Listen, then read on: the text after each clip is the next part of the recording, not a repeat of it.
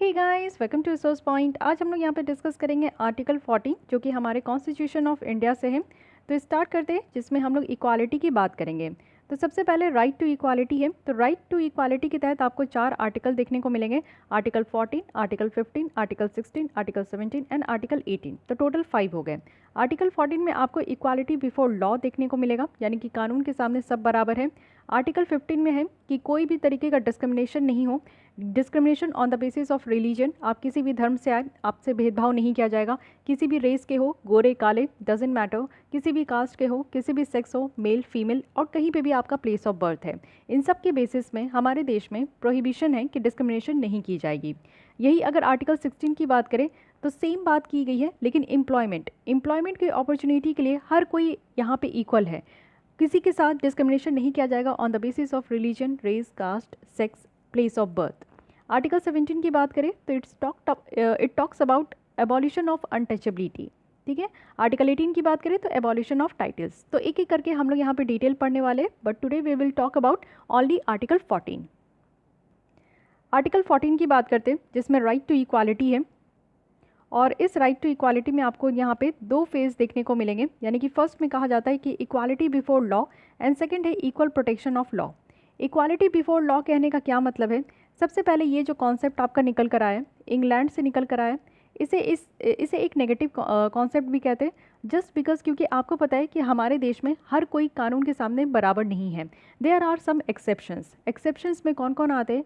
आप देखो कि हमारे देश के जो प्रेसिडेंट है एंड गवर्नर है, प्राइम मिनिस्टर है, इन सबको किसी न किसी तरीके की प्रिविलेजेस मिली हुई है, छूट मिली गई है। इवन अगर मैं सिर्फ गवर्नर और प्रेसिडेंट की बात करूँ तो आपको पता है कि उनके ऊपर कभी भी क्रिमिनल चार्जेस नहीं लग सकता या फिर सिविल चार्जेस नहीं लगता जब तक वो अपने पोस्ट पे हैं।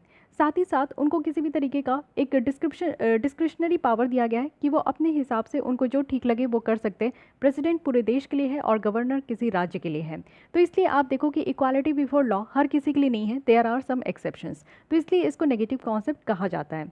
बट इसके अंदर ये भी है कि no one is above the law, हर कोई लॉ के तहत है। आप लोग देखो कि हमारे देश में सबसे बड़े कौन है? प्रेसिडेंट है। लेकिन प्रेसिडेंट भी यहाँ पे बाउंड है किस चीज़ से? कानून से। वो कानून से ऊंचे नहीं है। साथ ही कोई स्पेशल प्रिविलेजेस नहीं है। अगर बात कानून की बात आती है तो कानून के सामने जो है किसी भी लोगों को यहाँ पे स्पेशल प्रिविलेजेस नहीं दिया जाएगा, हर किसी को इक्वली ट्रीट किया जाएगा, कोई भी डिस्टिंग्विशिंग नहीं है, जुरिडिक इक्वालिटी है, रूल ऑफ लॉ इम्प्लिसिट है। तो यहाँ पे इतनी बातें आती है। लेकिन थोड़ा डिटेल में बात करते हैं कि आर्टिकल 14 जिसमें इक्वालिटी बिफोर लॉ है, कहा जा रहा है कि हर एक इंसान जो है वो यहाँ पे कानून से ऊंचा नहीं है। No man is above the law. हर एक इंसान यहाँ पे इक्वल रैंक में आता है अगर हम लोग कानून की बात करते हैं। यानी कि अगर कोई गरीब भी यहाँ पे मर्डर कर रहा है, कोई अमीर भी अगर यहाँ पे मर्डर कर रहा है, तो दोनों के लिए कानून सिर्फ एक बच्चा है, एक बना है। दोनों के लिए कानून सिर्फ एक बना है, दोनों के लिए पनिशमेंट सेम है। तो इसलिए कहा जाता है कि equality before law. But equal protection of law की अगर हम लोग बात करें तो यहाँ पे कहा जा रहा है कि like should be treated as a like, यानी कि जो भी यहाँ पे आप हमारे देश में जितने भी प्रकार के लोग हैं उन सबको यहाँ पे कानून के थ्रू जो है इक्वली ट्रीट किया जाएगा। जैसे अगर मैं बात करूँ कि कोई गरीब भी यहाँ पे अगर मर्डर कर रहे हैं और कोई अमीर भी यहाँ पे मर्डर कर रहे हैं, तो दोनों के ऊपर जो यहाँ पे पनिशमेंट चलने का जो प्रोसीजर है, दोनों को अरेस्ट करने का प्रोसीजर है, दोनों के ऊपर इन्वेस्टिगेशन करने की प्रोसीजर है, ये सारी चीज़ें सेम होगी।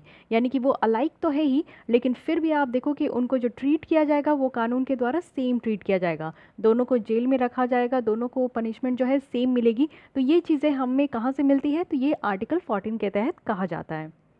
So guys, this is all about article 14। मिलते हैं हम लोग नेक्स्ट आर्टिकल 15 के साथ। Thank you.